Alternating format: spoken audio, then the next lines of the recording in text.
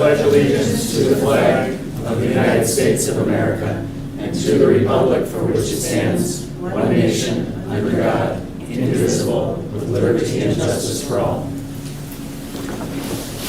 All right, Member Clerk, will you please take the roll call of attendance? Sure. Member Christensen. Here. Member Rebeline. Here. Member Corcoran. Here. Member Castle. Here. Member Antonsen is here, and Member Tyson. Here. Everybody's here. All right, we have a quorum. I would entertain a motion to approve the meeting agenda. So moved. Second? A motion and a second. Is there any discussion? Seeing none, all those in favor signify by saying aye. Aye. Those opposed? All right, that motion carries. Brings us to scheduled and unscheduled visitors.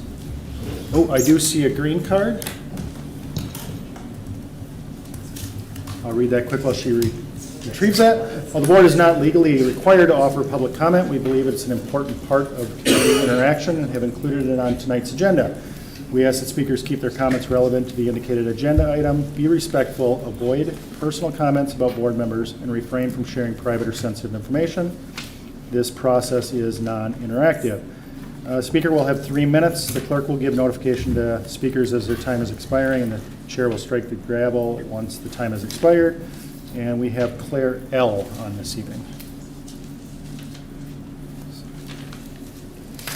Good evening, Dr. Massey and members of the board. Thank you for the opportunity to speak tonight. I'm here to talk about agenda item 7.5, which is the recommendation to approve an ethnic studies course. As you all know, an ethnic studies course isn't, or an elective anyway, isn't an option if a school district is to remain in compliance with state statute. By the 26-27 school year, Minnesota's public schools are required to offer an ethnic studies elective. I'm here because over the last year, members of this board have made comments that are not responsive to our secondary school students' needs or reflective of our world's reality, as well as suggestions have been made that perhaps complying with state statute is negotiable. So I'm here to go on record as a community member, whether it's a minority voice or not, in support of the course and legal compliance, and I hope that you all will as well. In an era where our students hear slurs, misogynistic names, and stereotypes used casually, nationally, as well as very locally in this very boardroom, it is now more important than ever for them to understand the diverse world around them. They sit next to classmates whose histories, cultures, and struggles have been underrepresented and distorted for generations. Ethnic studies teaches critical thinking, historical accuracy, and civic responsibility. It asks students to look at facts, systems, and consequences, not myths designed to keep some people comfortable and others invisible. An established body of research from institutions like Stanford, the University of Michigan, the University of Wisconsin-Madison, Yale, and the University of Massachusetts, and others affirm what educators have known intuitively for a really long time, that interdisciplinary ethnic studies help students become more academically engaged, develop a stronger sense of self-efficacy and personal empowerment, perform better academically, and graduate at higher rates. The question before this board is not whether ethnic studies has academic value. It demonstrably does. The question is whether this board is committed to an education that reflects scholarly consensus, intellectual rigor, and the realities of the world that our students inhabit. I believe that Minnesota is the best state in the country, and I believe that students deserve not to just have an understanding of the historical, social, and cultural factors that have shaped it, but also to have the tools to make our world a better place for everyone. Approving ethnic studies affirms a commitment to educational excellence, historical accuracy, and the preparation of students for thoughtful participation in civic life. Thank you. Thank you. Thank you. All right, that's all I have for green cards this evening, which will bring us to committee reports. First is workshop and conferences. Does anybody have anything for workshops and conferences? Do you want to talk about delegate assembly?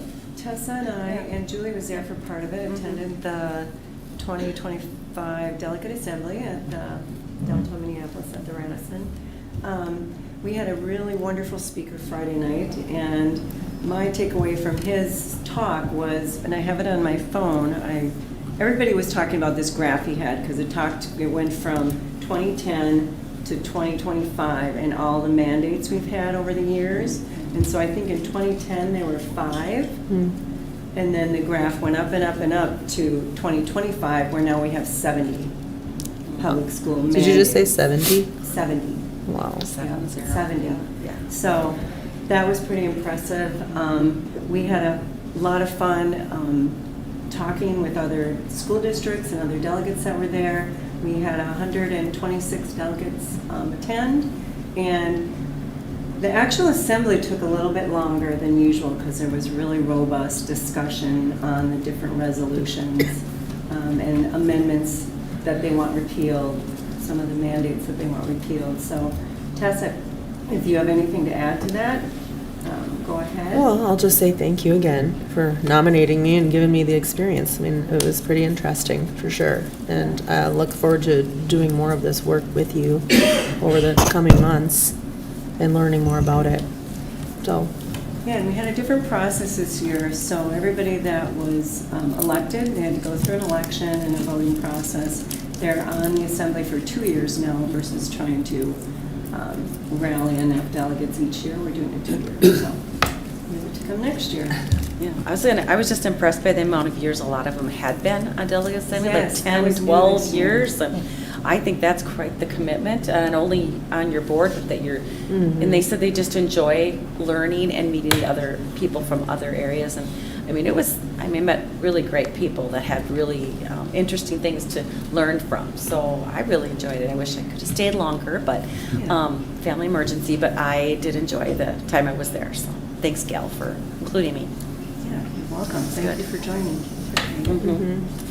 All right, thank you. I remember, Tyson, I know we had one thing that we were going to represent there. Can you talk about that a little bit and maybe let us know if it was adopted? Well, our transportation was put on hold because it went through last year's process. So it still holds as the same resolution, nothing changed in it, and it's still part of the platform. This isn't a budget year, so there isn't anything rising to the top with getting our particular resolution enhanced, but it still is in the platform with MSA and on hold, so. Okay. Were there any resolutions that did rise to the top that are? Yeah, a lot of talk around amending ESST, thanks, Steve. Oh, And And what does that stand for? earned sick and safe time. earn sick and save time, which a lot of districts are going to be put in a deficit trying to pay that as the funding runs out, which usually happens with mandates. Can you think of some of the other ones that were, the discussion around? there was a lot. I mean, I'm trying to think exactly. One thing that people really wanted to debate was whether there should be kind of a state mandated no cell phone use. And that kind of got debated and just decided that that is something that needs to be left to the individual To the districts schools, to mhm. decide. So it was a lot of fun, robust discussion, and I didn't bring my book, so I apologize, but I Yeah. think like 70% of them passed and 30 of them didn't.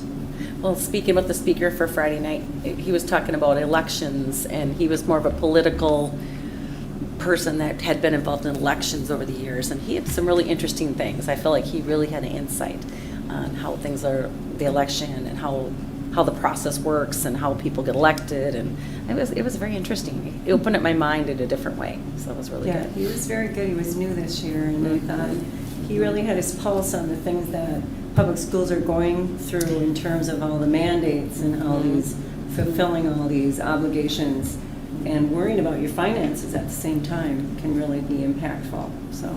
Exactly. Yeah, it was really great. Yeah, I will just add that I think what I found really interesting, even though I can't remember exactly what the issues with the items were that we were discussing right now, but just the different points of view and perspectives that were spoken about on all these different legislative items was very insightful.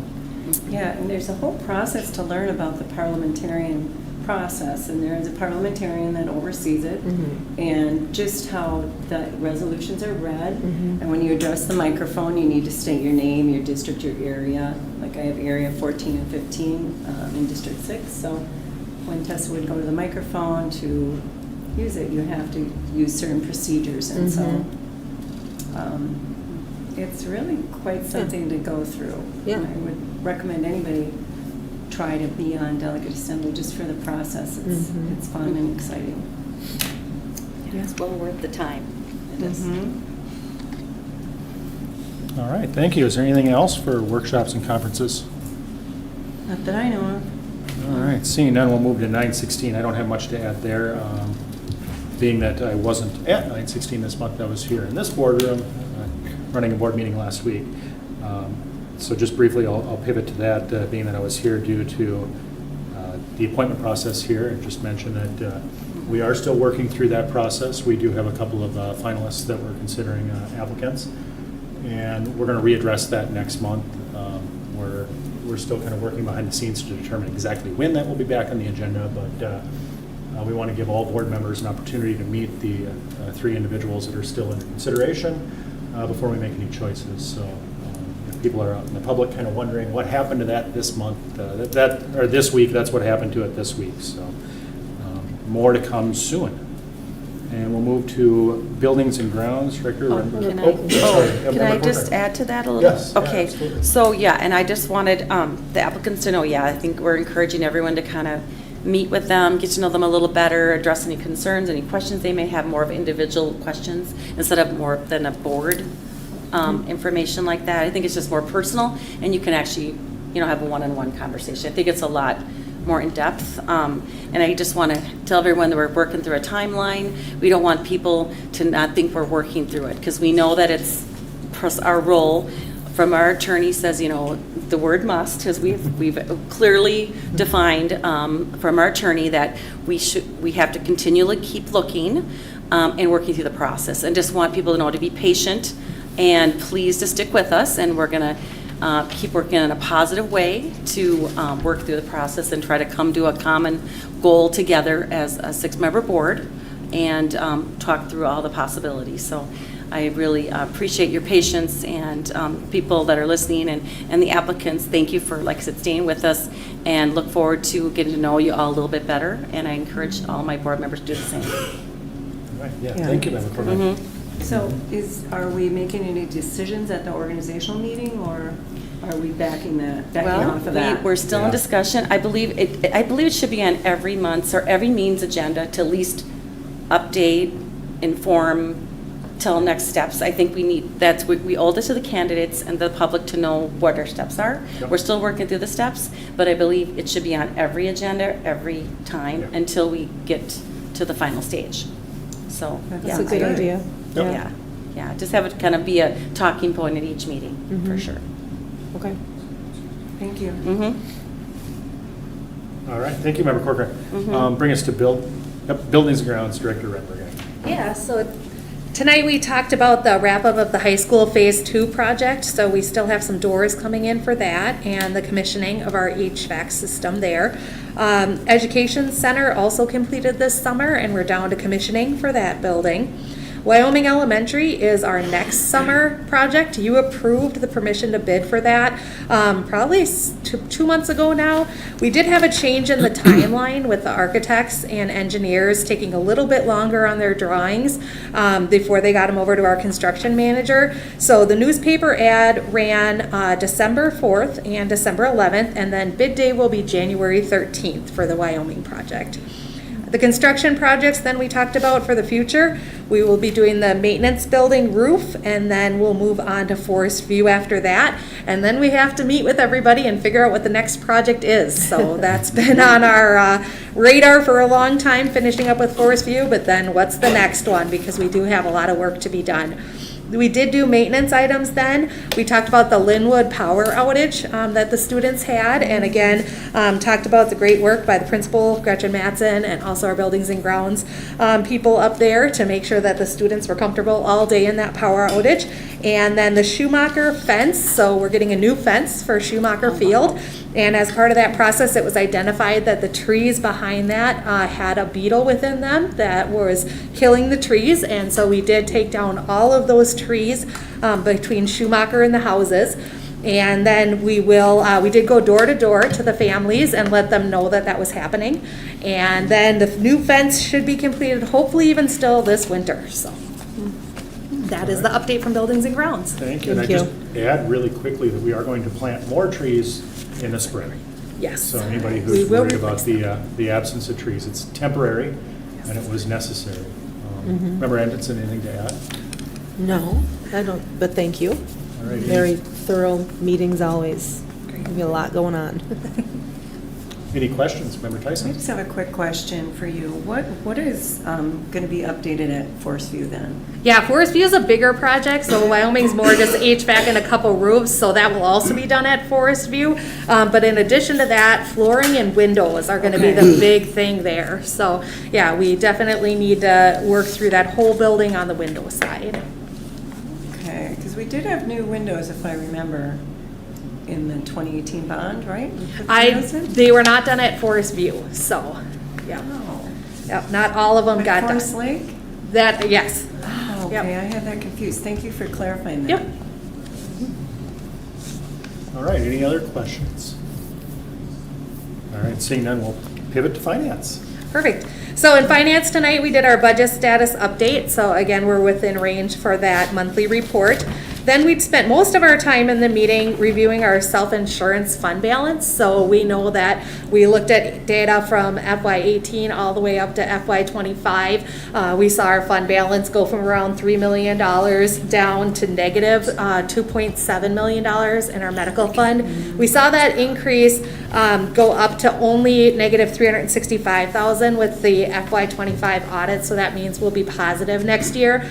But we spent a lot of time talking about why we need the fund balance and looking at revenue and expenditures and how quickly that medical can change within a year to 2 years. And then that's why you need the fund balances in order to be able to accommodate for those changes. And also the setting of premiums. So we know that we set the premiums before we fully know the extent of those claims for the year. And that's also a difficult being behind the 8 ball on that. So spent a lot of time in that area talking about the importance also to our staff to keep those premiums as stable as we can and work through that with those increases we've been seeing. And then we went on and did the same update on construction projects that I just talked about in the Buildings and Grounds Committee. All right, thank you. Does anybody have any questions for that? And she also said about student enrollment. Yep, Update us enrollment. a little bit. Yeah. So we continue to be well above our budgeted number. So in February, our auditor, Jackie, will come in and she will go ahead and do our revenue. And so we'll look to see what our new budgeted number will be after that.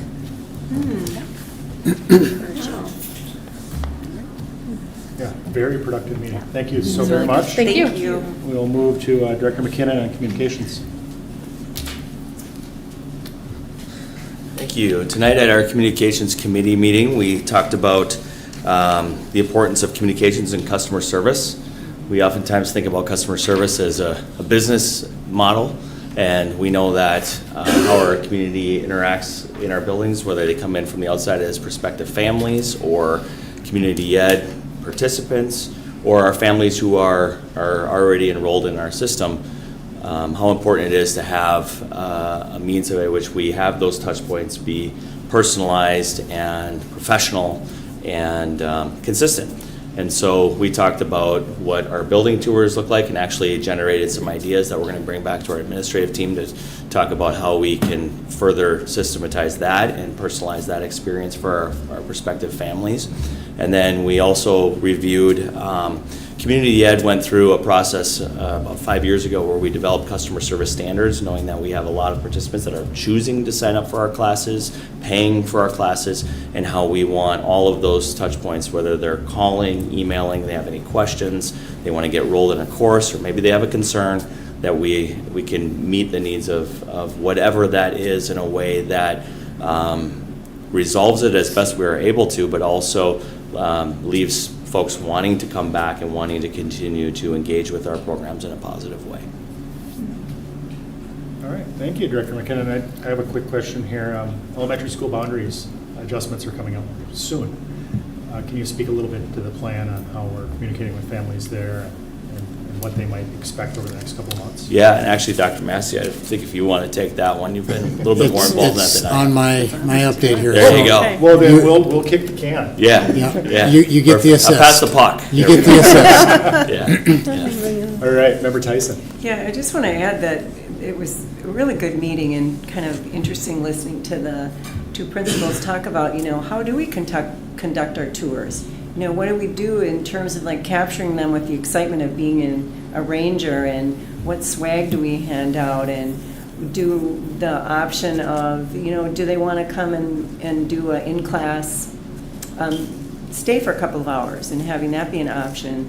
And I think it was just such great ideas, and I think, on some levels, other schools maybe do that better than we do, or we could enhance that and figure out how can we really rope them in and get them excited about being part of our district and going to that school. And Corey, you made a great point too. I just wanted to add this quick that, with customer service, everybody has their strong suit, you said, which, they're comfortable with certain things that they're not, the in-person, the phone calls, the emails, and I just like how you did that book study around Who's Your Gladys, and I hope that you can do that with other, like our office assistants and different groups, so just bring them into that fold with that book study. It was just such a powerful book.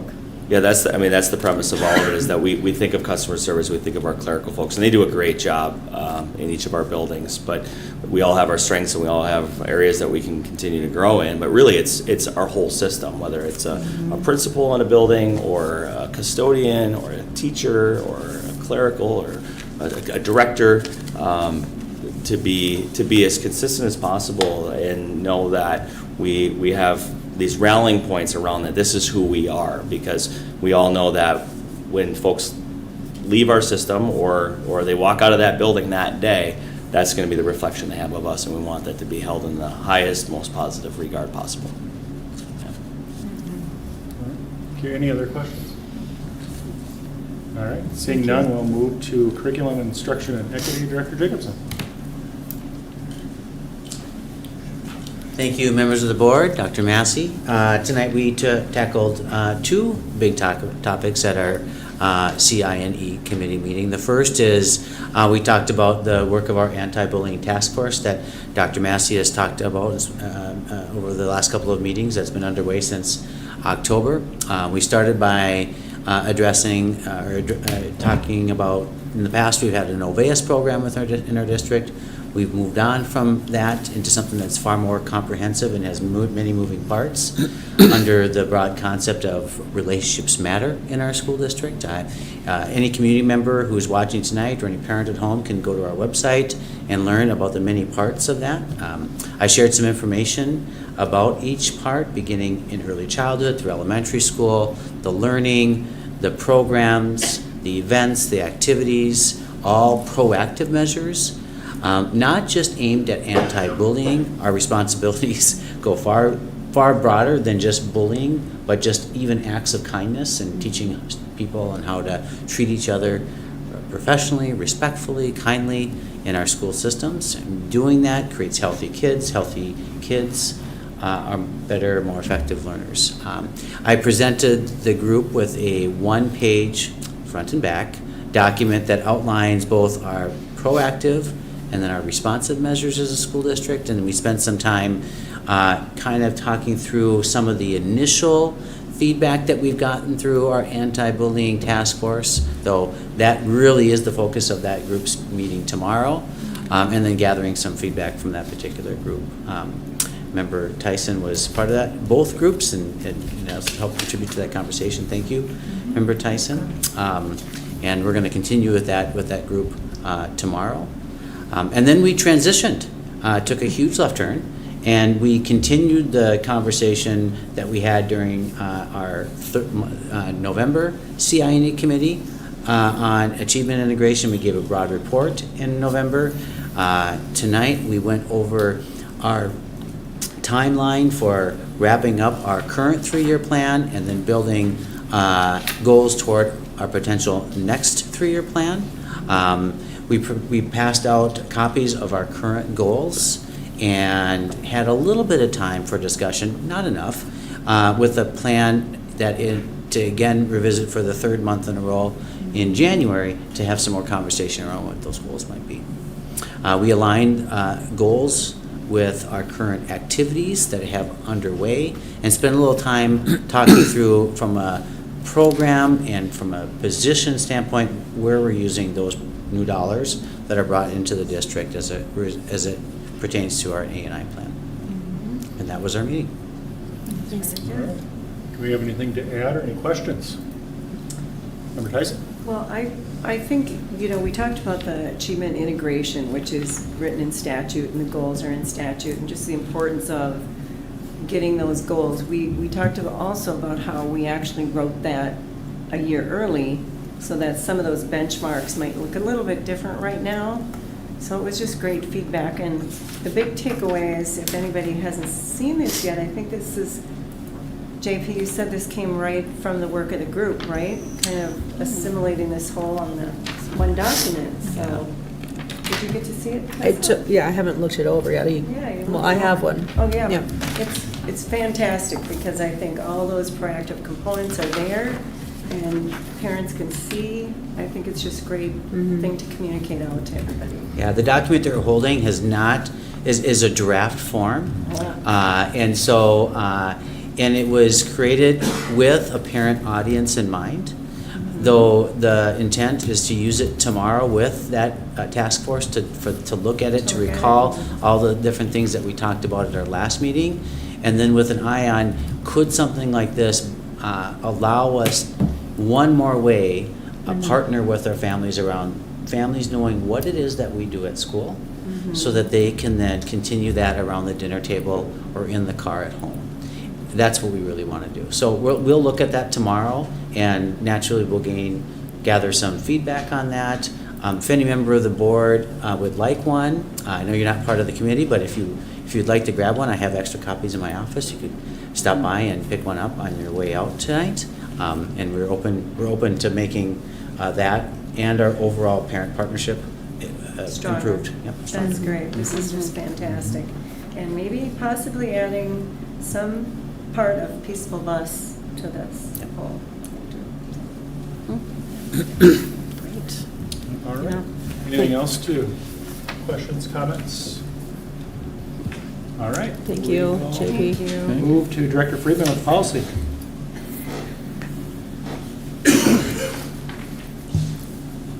Good evening. All right, so tonight at our Policy Advisory Committee, we talked about our policy 435, which is one of our drug and alcohol policies. Not drug and alcohol, you get the idea. So specifically, there are some statutory changes that are recommended to be added to the policy that talk about how we don't take action as a system against system participants who are involved in various levels of treatment types of programs. We talked also in a similar vein about the student medications policy.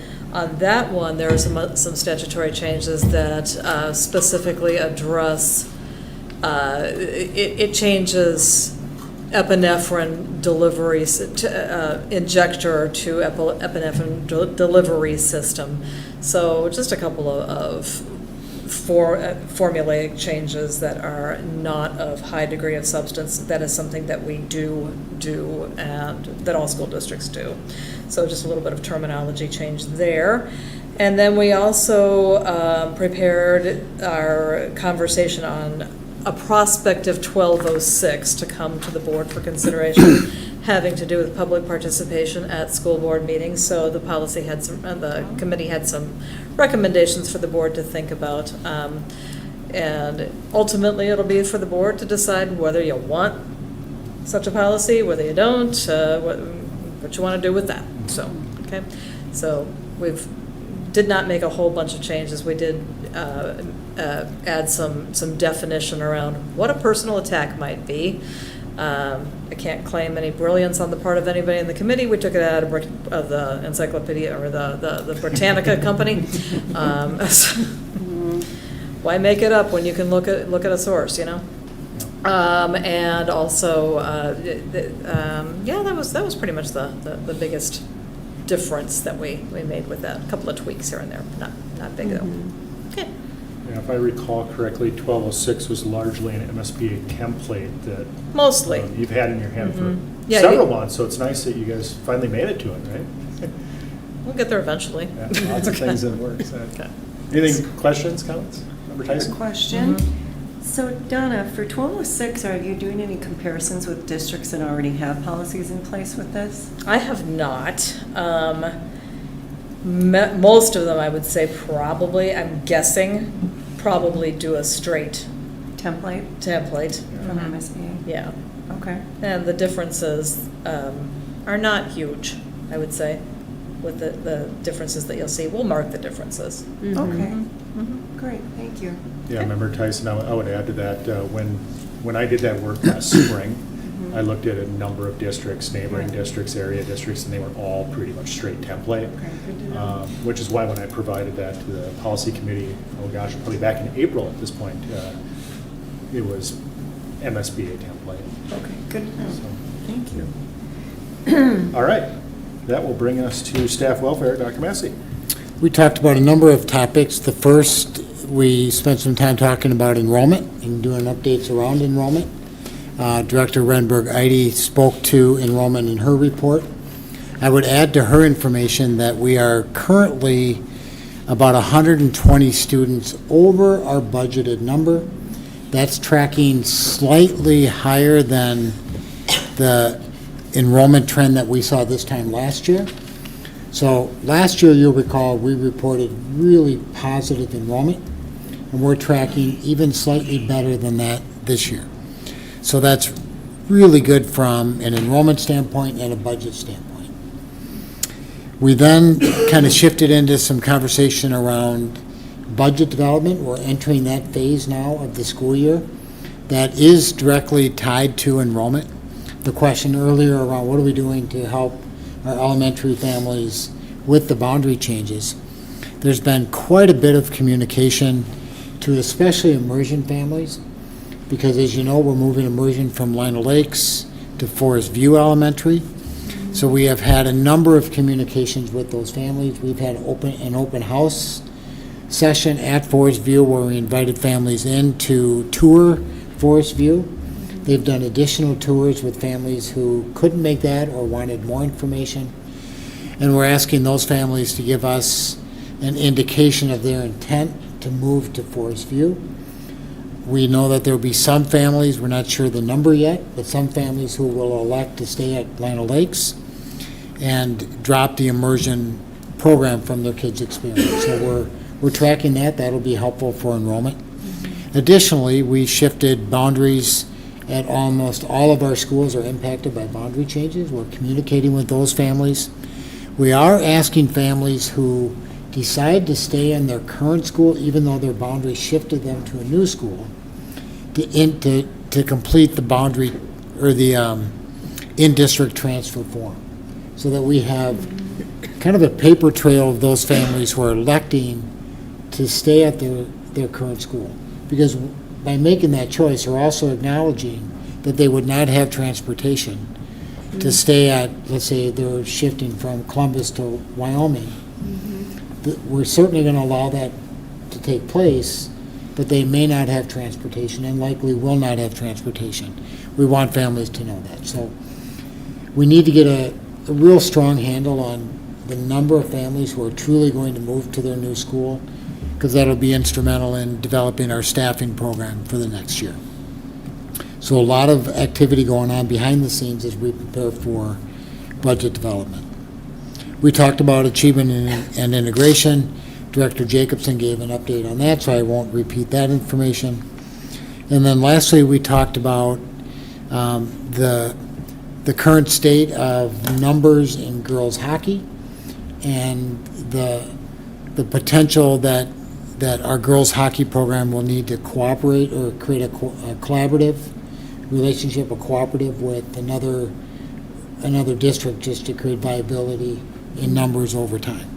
So we're in the early stages of that conversation, and I don't want to give too much specifics at this time because we're still in the early stages of those conversations. But we hope if there's going to be a change for the next season, that we bring that to the board after the current hockey season sometime in the spring. Thank you. Any questions or comments on staff welfare? All right, seeing none, that'll bring us to the consent agenda. Does any member have any item 6.1 through 6.4 that you'd like pulled from consent? All right, I see none, so I'd entertain a motion to approve. So moved. Second? I have a motion and a second. All those in favor signify by saying aye. Aye. Those opposed? All right, that motion carries. Bringing us to action item 7.1, mandated reporting of child neglect or physical or sexual abuse policy 414A, which was previously 522. Dr. Massey. The purpose of this policy is to make clear the statutory requirements of school personnel to report suspected child neglect or physical or sexual abuse. We're bringing this to you for approval tonight with the changes reflected on page 5, which are essentially updating statutory references and language updates related to statutory updates. And with those recommendations, the administration recommends your approval. All right, I'd entertain a motion. Move to approve? Second. Okay, we have a motion and a second. Is there any discussion? Is this policy reviewed every year? It It looks like it's kind of every other. It is an annual review. It is an annual Yep. review, okay.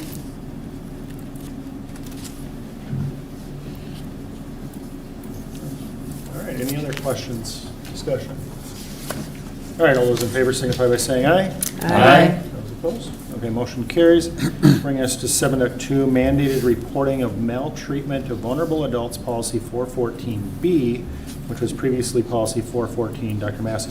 Mr. Chair, you just identified the only change being recommended in this policy, which is the number change. Just to reiterate, the purpose of this policy is to make clear the statutory requirements of school personnel to report suspected maltreatment of vulnerable adults. Again, the change recommended is just a number change. Move to approve 7.2? Second? All right, motion and a second. Any discussion on that one? All right, all those in favor signify by saying aye. Aye. Those opposed? All right, that motion carries. That brings us to 7.3, recommendation to approve personal finance as course taken in 11th or 12th grade. Dr. Jacobson. Member Chair, members of the board, Dr. Massey, thanks again for having me. As a school district, we aim to prepare students for success after graduation by offering many experiences as possible that effectively equip them for their future. Each year prior to registration, in the winter, I present new courses to the board for consideration to add to our already lengthy course offerings. These new course proposals are driven by a mix of changes in state requirements, a rise in new student interests, guidance from our local employers, and our system's need to track employment and industry trends. The courses before you for a second reading tonight are our district's response to these drivers and the work of many staff in our district and input from our regional employers. As I did it during our first meeting in November, I'll work through each course and present them and try to answer questions related to each. The first course that Member Chair just mentioned, Chair Rebbeline, the course for personal finance, Minnesota statute requires students now to take a personal finance course beginning next year. The course is aligned with that statute and is designed to provide students with the foundational skills to make informed financial decisions throughout their lives as adults. It covers essential topics related to earning, spending, saving, investing, borrowing, and protecting financial assets. It was built based on not standards, but on some guidance that was given to us by a financial group that came together and put together guidance for school district. And you see the course there in front of you, and I would answer any questions. All right, does anybody have any questions on the personal finance course? Member Corcoran. No, I don't have any questions, but I'm just so happy that this is an option. We never had this at all. No, And when it's we were great. growing up or anything like this, and this is such an important thing. Yeah, For it kids is. to be self-reliant and to understand finances. I mean, it's just a basic need. So it's a long time coming. So I'm really happy. We've offered similar courses in the past, but they were always elective. Yeah. And now the state's This is requiring important, yes. students to have this experience. Well, it is. It's just too important not to educate our kids. I mean, it's just a well-rounded individual. that you know all parts of it, so, thank you.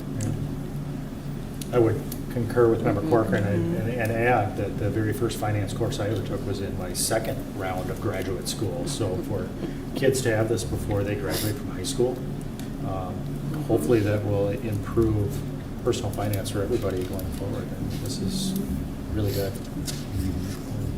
Any other questions for Director Jacobson? Member Tyson? So definitely sets them up for success and in all areas. This came out of a 2023, correct? And so did ninth graders get something in the fall of 24? The legislation requires that school districts now require it in either 9th, 10th, Okay. 10th, 11th, or 12th grade. Okay. We, as a school district, in order to protect some of our options in 9th and 10th grade, for next fall, it'll be an option in Forest Lake to take it as a junior or senior. Oh, Yep. okay. Yep. That's something we could entertain as we get into the course and whether we want to open up Okay. to sophomores as well. But for this particular registration guide that would go into the high school Okay. for next year, or the winter for next year, would be a junior or senior course. Gotcha. So maybe we'll play that by ear. Yep, yeah, Okay. and again, to the mention earlier by Member Rebeline, this, traditionally finance courses have been a career in finance. This course, the one that I just presented, will be showing students how to manage their personal finances, which we know is an equally important skill set for adults to have. Yeah. Absolutely. Thank you for that clarification. All right, seeing no other questions, I'd entertain a motion to approve. So moved. Second. All right, motion and second, any discussion?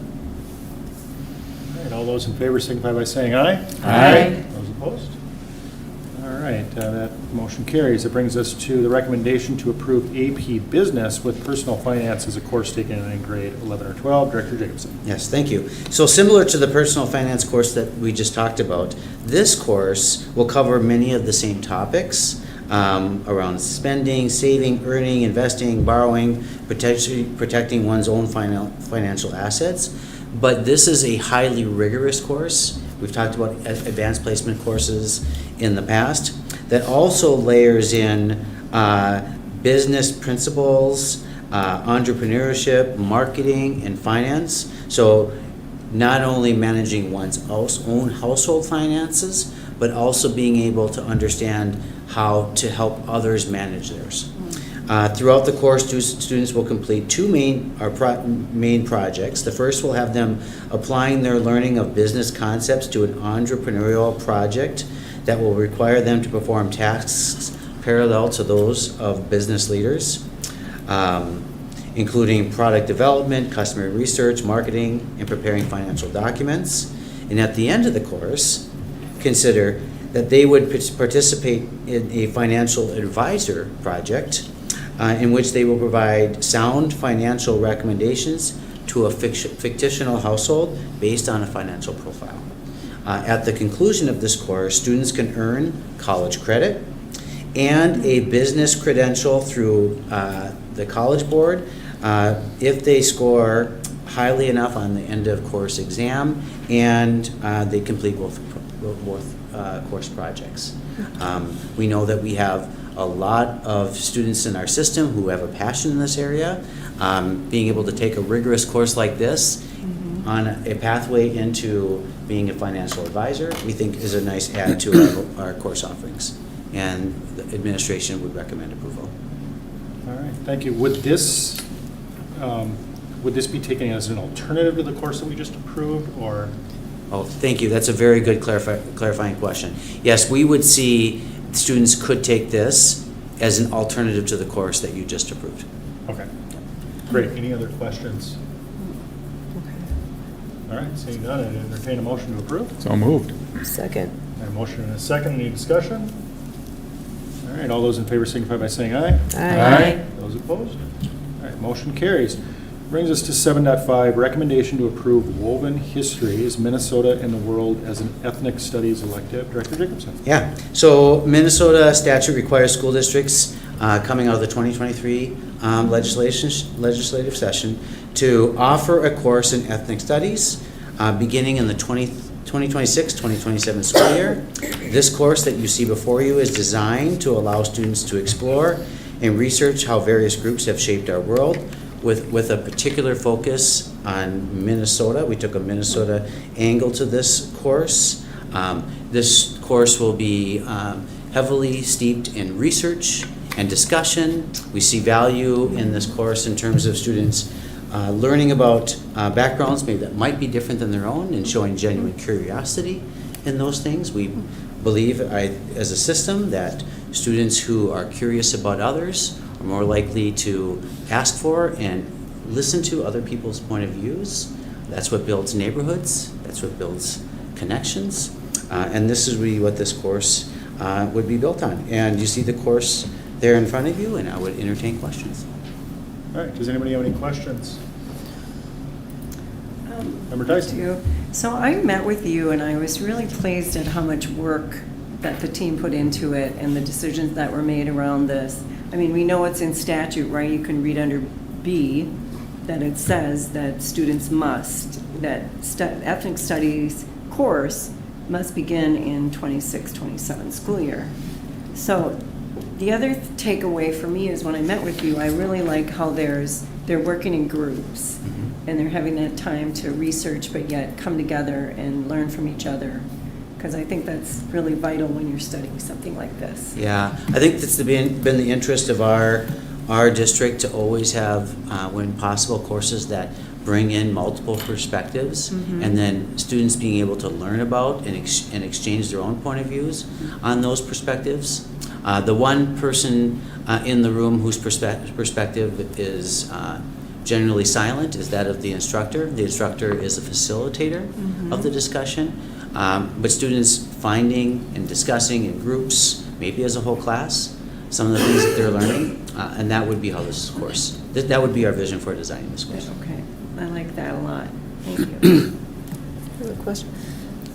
So I was looking at the state statutes around this too, and I do also want to say thank you for the presentation and going over this at an earlier time with us and given all the work that went into putting this together. I know that's probably not an easy thing to do. It's pretty amazing.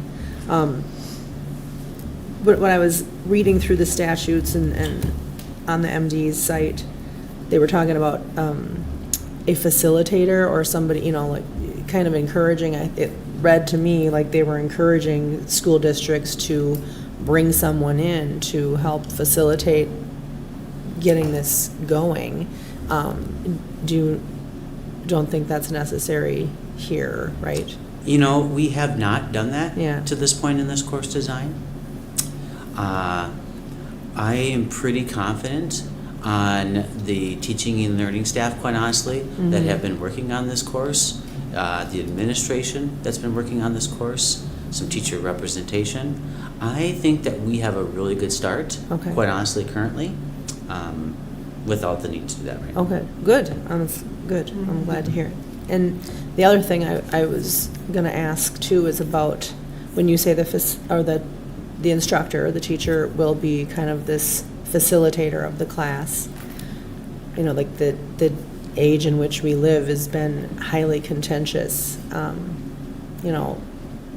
I'm hopeful that it doesn't get like that in that classroom for students. I mean, so that people can feel free to express their views and not be judged for it or to ask questions. And you know what I'm saying? Like, I just feel like it's very important to have that kind of a environment for these students. And therein lies the task of the facilitator, to create that environment in which students can express their point of views, but the expectation within the class is that we genuinely listen with curiosity to somebody else's. Yeah. And again, as a way to build a life skill going into an adulthood. Right. No, I appreciate it. I was just going to say that it is an elective, I read. And so the people I would hope that would be in the classroom would be the ones that want to grow as people and learn other ways of thinking and to open up yourself to those learning opportunities. So I would hope the people that would be in that class would be like more engaging and maybe not be going in there with that negative kind of persona going into the classroom, is my question. I mean, you can't control who signs up for it, but to me, it's like, it's just to broaden your own personal knowledge. Yep. So I'm hopeful for that, as a positive learning Me experience. too. Yeah, yeah, no, that's what I'm saying, is I Yeah. hope that that's what Right, it turns out to be. exactly. I mean, For people, so. I think we I'm have to glad we have, make it yeah. be that, yeah. I wish all these classes are so engaging now, and I feel like, when we were young, there wasn't a lot of that. So I love that there's so many great opportunities for our students. Yeah, we offer a lot of different courses at the high school, We Member do. Corcoran, and I I'm sure know. that there'll be some No. students who have an Okay. interest and can't fit into the. There's their too course many schedule. choices now. I think it's true for this course, as it is for Yeah. many courses, that it's Yeah. not about telling students what to think, the adage of Right. what to think, but how to think. And that is so true with a course It's like true, you this. grow. Definitely. Yeah, it's exciting. Member Castle. So I would hope that it would be, some of the students in there would be the opposite, where they have a stumbling block for reaching other folks. So they join this course so that it can help them along with that. That could be too. Yeah, That's good. That's definitely could happen, yeah. It's giving people opportunities. Sounds good, yeah. Sounds good. All right, I'll jump in. I'd like to acknowledge staff for the difficulty of putting this course together. Excellent work. The statutory requirement here is a challenge, especially in a district like ours that I feel is really open and inclusive to all cultures and doesn't feel a need to really publicize that fact. I mean, I feel like Forest Lake is a great welcoming place for everybody. I'd also like to acknowledge that the fact that, any student that signs up for this, they need to be really open-minded when they go in there. They're going to hear things that they don't necessarily like to hear, and there's going to be some, hot debate in there, and I think that'll be good, because that's what real life is like outside the classroom, and it's a great opportunity to learn within the classroom, and it's going to require a strong instructor, and I believe that's what I shared with Dr. Massey and Director Jacobson when I first met with them on the details of this class, is that I see a lot of really strong potential upside to this course, but it's really going to depend a great deal on the instructor, the way they're able to keep the class together, and how they're able to facilitate that discussion. And there's going to be some challenge to that. And, I do hear from students occasionally about concerns they have with staff members from long-term subs in health that have difficulty with the definition of a boy and a girl, or even staff members stating openly that that concludes the indoctrination for the day. And that would be detrimental to this course. And I know it's going to be a tough one for administration to monitor, especially in the first couple of years. But I trust the system, that this is going to work out just fine. And I appreciate the work that went into finding a way to tie such a difficult topic back into history in our state. And, so I see a lot of really good potential and potential upside in this course as well. So thank you for all the work that you guys did putting into this. Member Christensen. Could you expand a little bit more on your remarks about hearing from students and what you were just... Yeah, I have students text me on a very regular basis with concerns. I bring those back to administration when it's appropriate. But I'm just concerned that at the board table like this, at an official meeting, that you're... That I would share concerns that students have? No, just I guess just the way that you mentioned it, like that, just sort of... I mean, those are some big,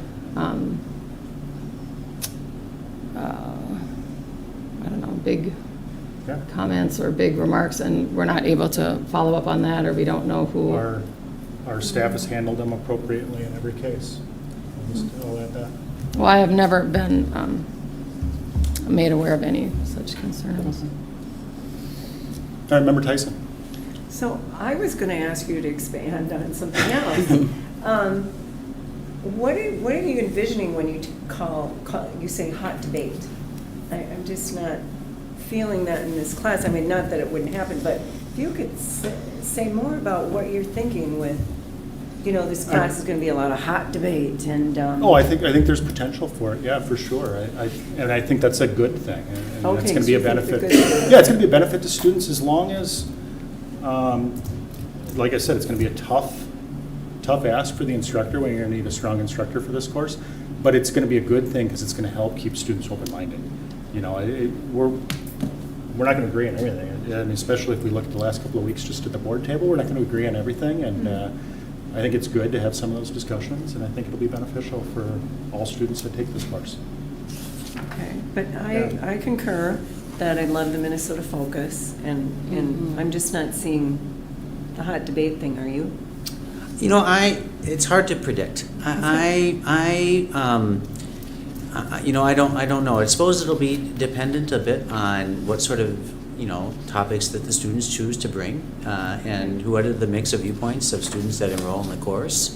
Students that want to learn more and grow and might have some growth in front of them, in terms of understanding positions that they just have not been able to view before. I don't know that. You know, we do have other courses. We have debate at the high school. We Yeah. have My daughter took that. yeah, we have civics. We have a number of courses where sometimes those things come up. It's hard to anticipate, but what I do feel fairly confident about is that I think that our staff at the high school is very much up to the task. If it were to come up in this course or another, and how they manage that, and set the stage for, again, the environment and where we exchange ideas, exchange thoughts in a way that, again, others listen and at least consider what that person's point of view is. And I agree, we're saying facilitator, but our teachers have so much expertise that I think that any one of them, whoever's instructing this class, will do an excellent job of, you know, guarding over those discussions and enhancing them when needed and whatever. Just as we would do in any course. Exactly. Yep. Thank you. I had one more question, I just remembered it. You said heavily research-based. Are there any materials, books, any things that you'll be bringing in for them? We to have work not out of? identified an adopted Okay. text for this book. There might be some text that we purchase, but again, I think that part of the course will be allowing students to dive into a particular part or a particular group within our Minnesota history, and then bring that back to a class discussion. Okay. Yep.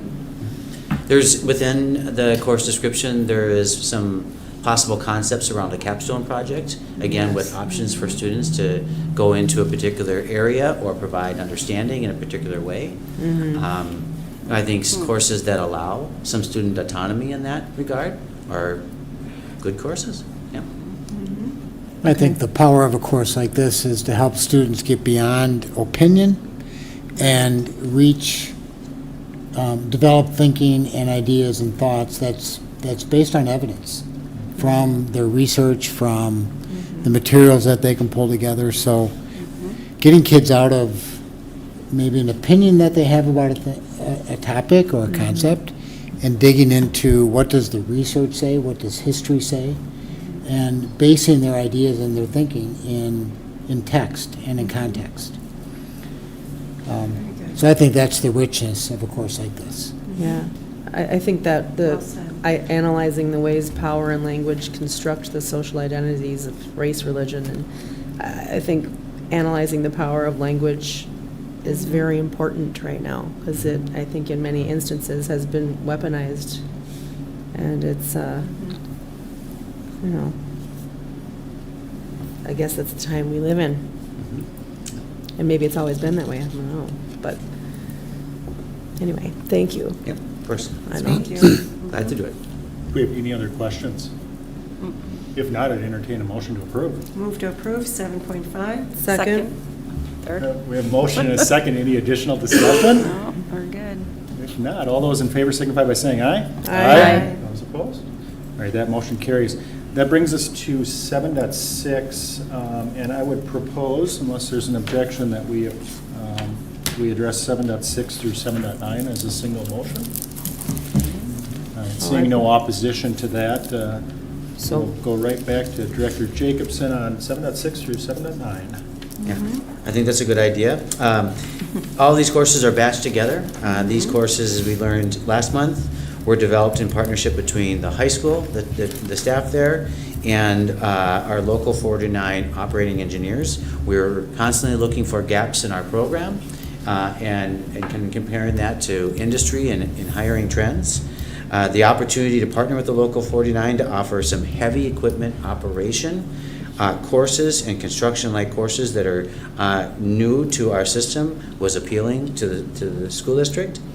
These courses provide opportunities for students to gain entry-level skills in operating heavy equipment or maintaining operating heavy equipment, and the possibility of earning dual credit through the district and North Hennepin Technical College. There are 4 courses before you: basic construction fundamentals, basic construction math, basic maintenance of mobile equipment, and exploring constructions careers. I would also add that by taking all 4 courses and earning a B or better in each course, students can earn 15 credits at the North Hennepin Community College, and they have the opportunity to participate in field experiences that they can take with them into joining the local 49 operating union. And so the district has reviewed these courses and would recommend approval. Just for clarification, Director Jacobson, are our students going to be able to get their hands on some of this heavy equipment? I would like to point out the district doesn't intend to purchase any heavy equipment.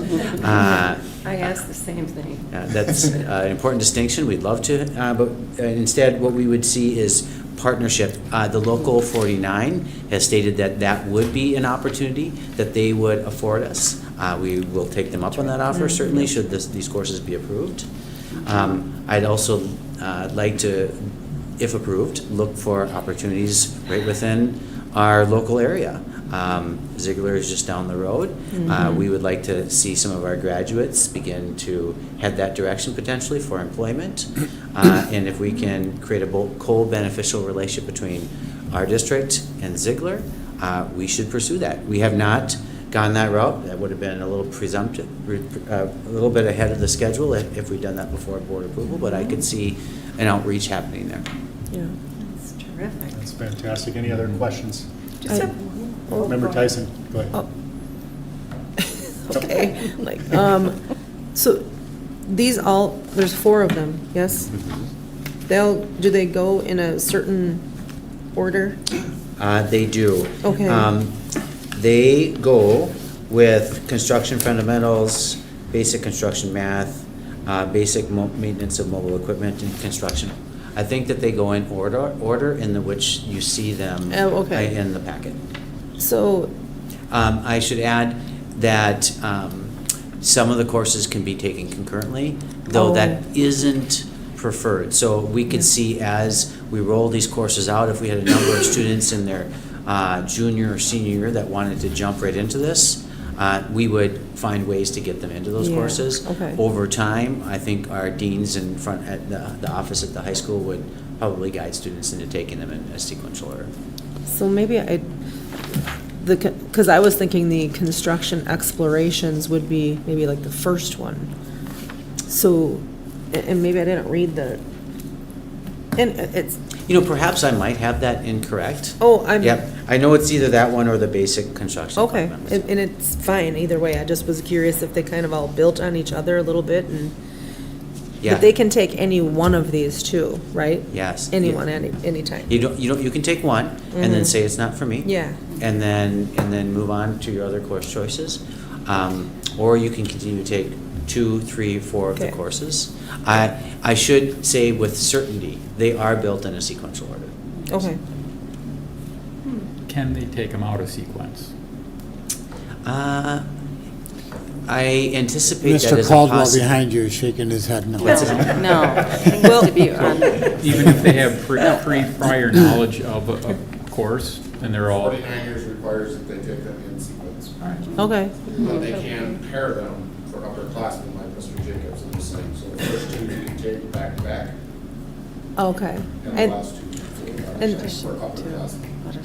And these ones aren't strictly 11, 12. These are, These would be open to 9th or 12th grade. oh, 9 through 12. Okay. Thank you very much. All right, Member Corcoran. So I just had, did they, after they complete all four, is there a certification at all that they can receive taking these? Or is there some kind of testing to get some certification? I mean, I just was curious. Again, with permission for Principal Just Caldwell curious. behind me to correct me, I think the carrots, other than high school graduation credits, Okay. are dual credit through North Hennepin Tech and Okay. opportunities to gain hours that they Yeah. can take into joining a union. Into I don't joining. think that there is a certification as we have in some other areas. Okay, okay, thank you. That's not what I understand currently. Okay, just curious.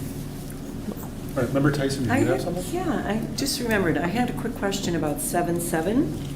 When we toured over about the construction math course, when we toured our facility at the high school that does the construction trades programming, is his name Kelly?